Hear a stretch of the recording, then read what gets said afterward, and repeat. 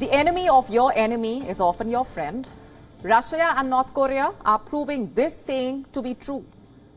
The two countries have a common enemy in the United States, and so they are turning to each other for help. According to US intelligence, Russia is buying rockets and artillery from North Korea. The report does not detail how much weaponry Moscow intends to purchase, but Russia intends to buy additional equipment to help with the war in Ukraine. Russia and North Korea have a lot in common right now. They are both hit by economic sanctions and have a common enemy in the West. And so the two are now looking at ways to help each other. Let's tell you here, any arms sales to Russia by North Korea would be a violation of United Nations resolutions. These resolutions ban Pyongyang from exporting or importing weapons to other countries. Russia is a member of the UN Security Council. Since 2006, it has approved 11 rounds of sanctions against North Korea. But in May, it vetoed a US-led attempt to impose fresh measures against the regime. Not just that, the two countries are expanding bilateral ties as well. In July, the Russian ambassador to North Korea said Moscow could hire workers from Pyongyang. These workers could help rebuild Ukraine's Donbas region. In 2017, the UN Security Council passed a resolution. It banned member states from hiring North Korean workers. Foreign workers from North Korea have worked in Russia for years to send money home. And at one point, there were around 30,000 North Korean workers in Russia. Many of them worked using student or travel visas. Now that Russia itself is under sanctions, it obviously has no reason to abide by any such restrictions. Friendship between Moscow and Pyongyang dates back to the founding of North Korea. This was when the Soviet Union installed Kim's grandfather, Kim Il-sung, as the leader. Soon after his first election as the Russian president, Vladimir Putin sought to normalize ties. He met Kim Jong-il, Kim Jong-un's father, 3 times. But the close ties suffered after the collapse of the Soviet Union. However, the Russia-Ukraine war is now bringing them closer again.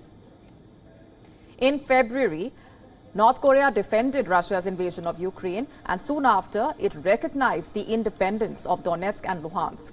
It is quite likely that in the coming days, there would be further deepening of ties, diplomatic, economic, perhaps even military ties. Many believe there is potential for a stronger military partnership between the two sides, one that can help North Korea with its growing nuclear weapons arsenal.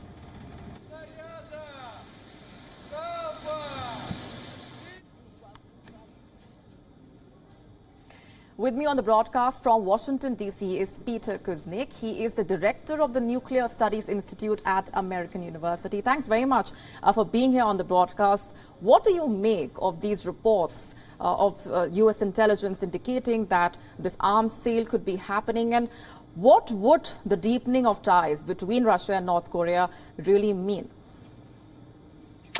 There are a couple ways to interpret this.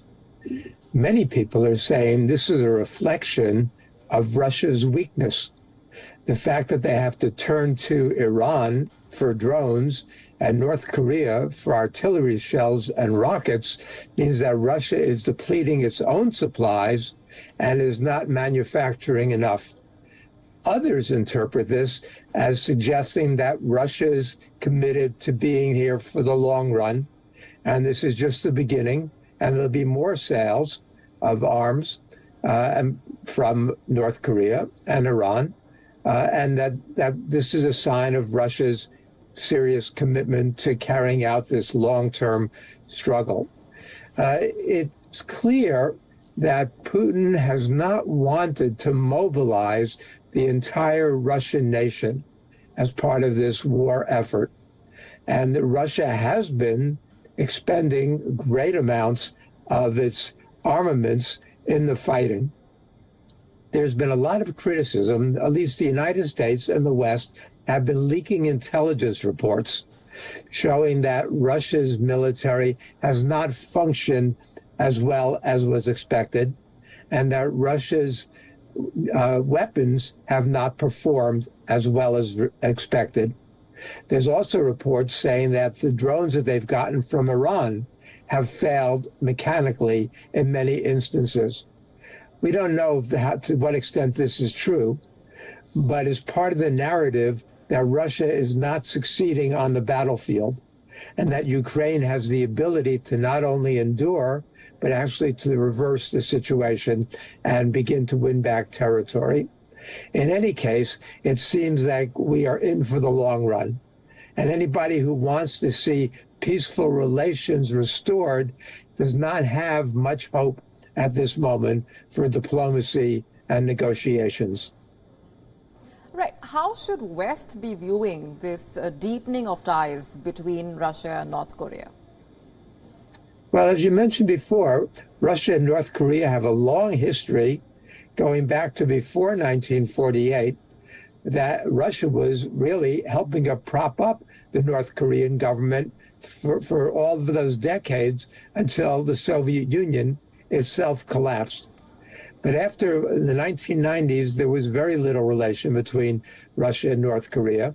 And in fact, over recent decades, Russia has built up its ties to South Korea.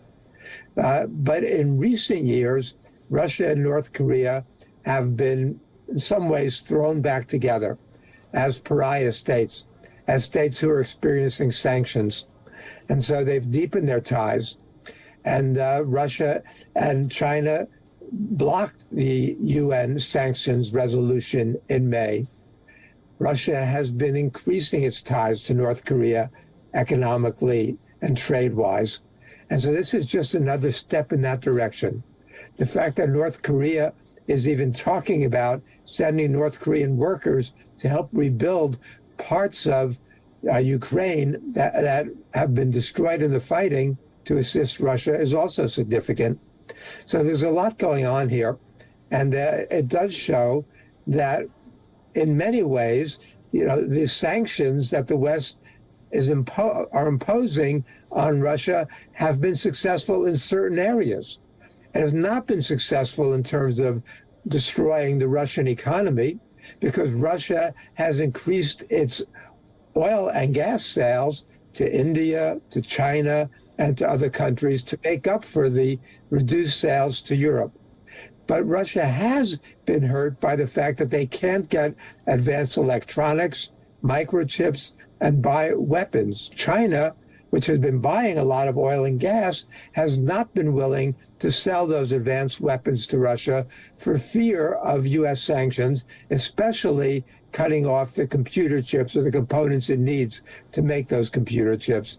So it's a complicated situation, but Russia is finding ways to survive in areas that people thought they might not be able to. A lot going on indeed, like you said. We're leaving it there, though, for the moment. Peter, thanks very much for being here on the broadcast. My pleasure. WION now available in your country. Download the app now. Get all the news on the move.